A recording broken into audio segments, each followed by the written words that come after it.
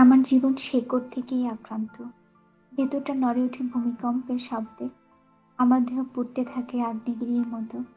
নিঃশ্বাসে উঠে ধোয়া চোখের রক্তিম ছায়া। শুষ্ক কঠিন হৃদয় ধীরে ধীরে গলে যায় লাভায় তপ্ত পাথরের মতো। ভালোবাসা কিংবা ঘৃণা নয়, এক নিদারুণ যন্ত্রণার রূপান্তর। এই জীবনের আর মানে খুঁজে পায় না। না আছে কিছু পাওয়ার, না হারানোর। এখন শুধু মনে হয় এক শ্বেত-শুভ্রণ বসন গায়ে জড়িয়ে দাঁড়িয়ে থাকি কোনো ব্যস্ত রাস্তায়, অথবা কোনো সূর্য পাহাড়ের চূড়ায়। ঝড়ের মতো ঠান্ডা বাতাস আমাকে ছুঁয়ে দিয়ে উড়িয়ে নিয়ে যাক একটা কোথাও, যেখান থেকে আর ফিরতে হয় না কারোর। হয়তো কোনো খাদের কিনারায় দাঁড়িয়ে শেষবারের মতো নিজের ছায়াটাকেও বিদায় জানাবো, যে ছায়াটাও আজকাল আমাকে অনুসরণ করতে করতে ক্লান্ত।